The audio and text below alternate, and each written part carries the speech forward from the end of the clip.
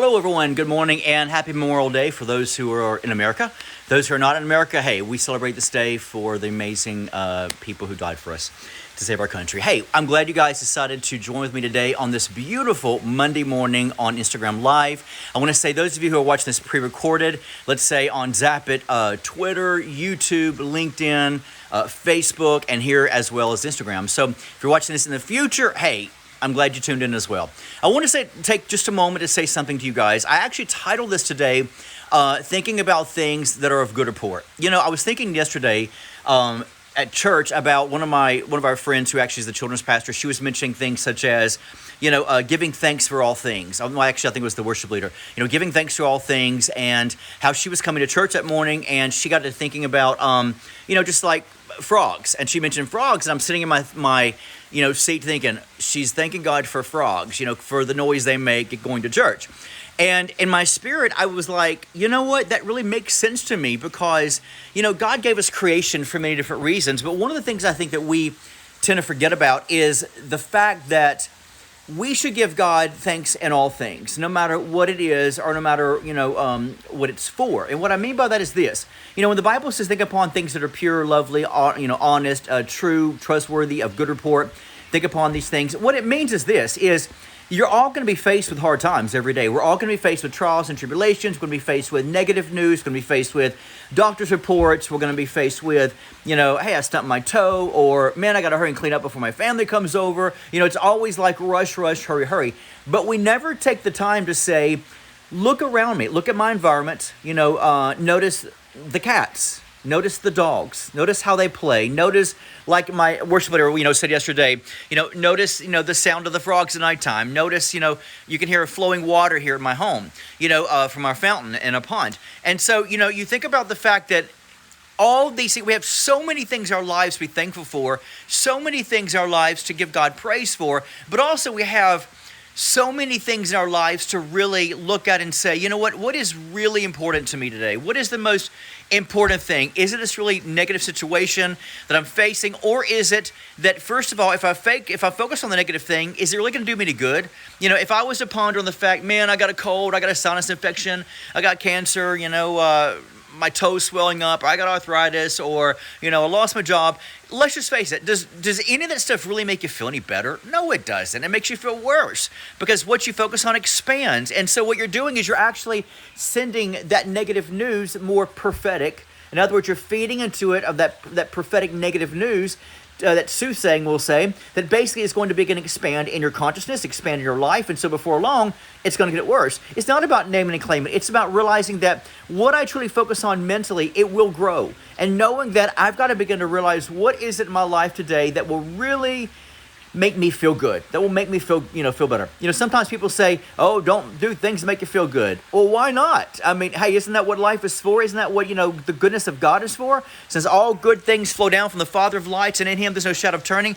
Isn't that what life is about? Is that he died to give us a life and life more abundantly? Is to focus on life outside of my situation, focus on life outside of my job, focus on life outside of my family, focus on life outside of negativity, realizing that the energy of that positivity, the energy of that looking at beautiful creation that God's made, the energy of noticing, wow, the sun's out today, noticing the birds are singing, hey, an eagle's flying over me, whatever it is, you want to look at, but in realizing this, there are thousands of things all around you at any given moment you can look at and say, I'm thankful for my shoes.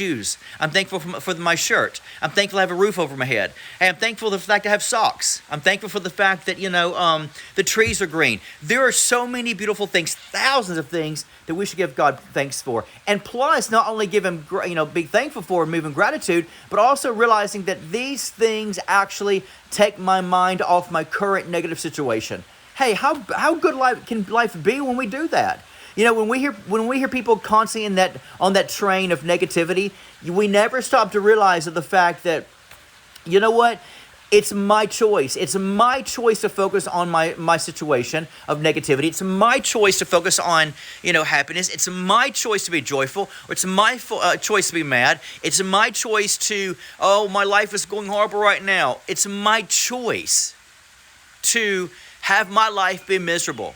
I talk to so many people in life coaching who say, my life is miserable. Now, is it, as a good life coach and a good counselor, is it wise to say, oh man, your cow died, your mom died, everything's dead. Hey, it's your choice to feel that way.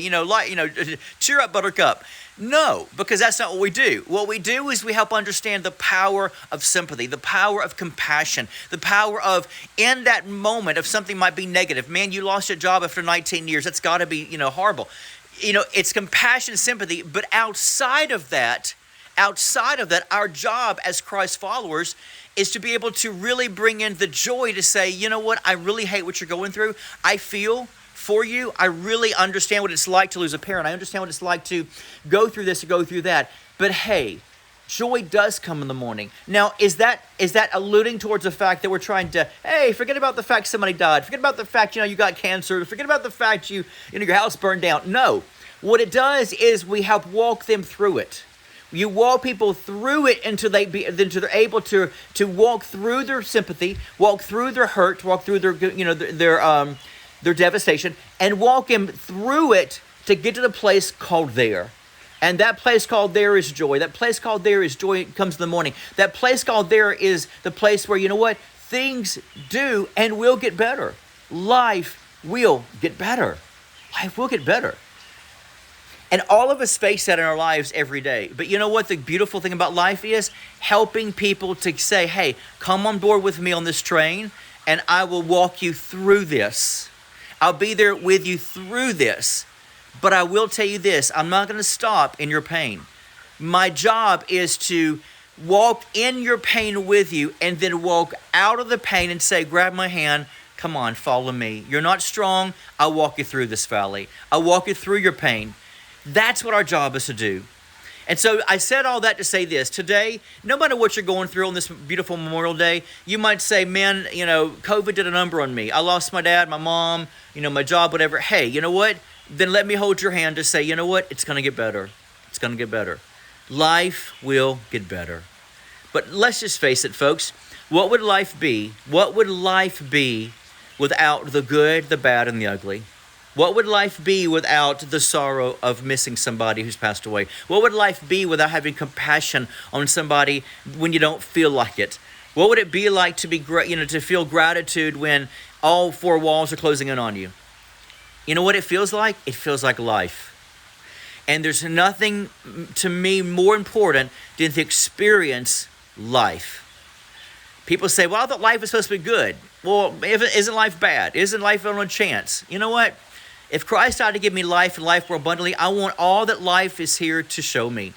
I want all that life is here to give me. I want all that life is here to reveal to me. The good, the bad, the ugly, the unseen, the seen, the joy, the sorrow, the death, and the life.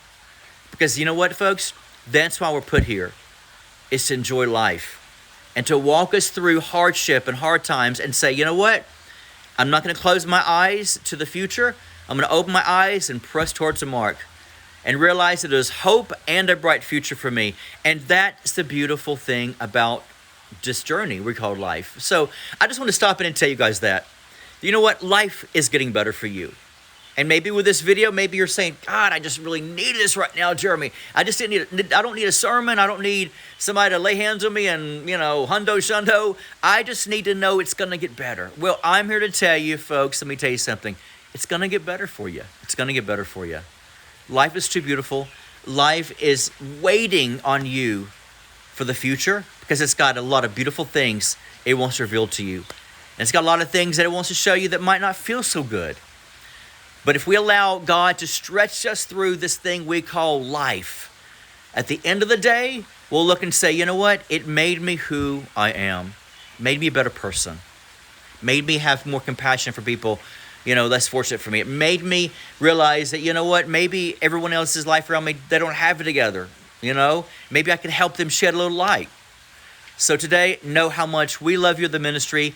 Know how much we're praying for each one of you. I mean that. And once again, as always, if you truly do love me, if you truly love me in this ministry, I want to encourage each one of you. Thank you, as you always do, for supporting us. I did a couple of prophetic words this morning. I'll maybe do them a little bit throughout the day as well before I meet with my family this afternoon. But I want to say this to all of you. You know what? Thank you for your support. Thank you for financially being there for us. Thank you for prayerfully being for us. I tell people all the time, prayer requires action. Please don't pray if you can't bring some action to it. It's almost like saying, oh, Lord, bring them finances, but I've never supported them. It's almost like God saying, don't waste your prayer on me if you're not going to help out with love, Hey, I've been there, man. I've been there, folks. But anyway, thank you again, as always, for your action, your love, your compassion upon me in this ministry. My guarantee to each one of you is that in the future, we will continue to dive into this beautiful thing called life. We'll continue to dive into this beautiful thing called spirituality. We'll continue to dive with Christ and say, Lord, lead us. Lead us in the deeper waters. Show us truth that will set us free. Get us out of our past mindsets, Lord, that blind us from the unfolding of the deep that you want to bring to us. Lord, break us through to be all that we're supposed to be for you. So join the journey with me, because I've got some great books coming out soon. I'm like dying to tell you. I want so bad to tell you about them, but I can't. So until I can say surprise. But anyway, love every one of you. Have a beautiful day today. Know how much I love you. Talk to you guys soon.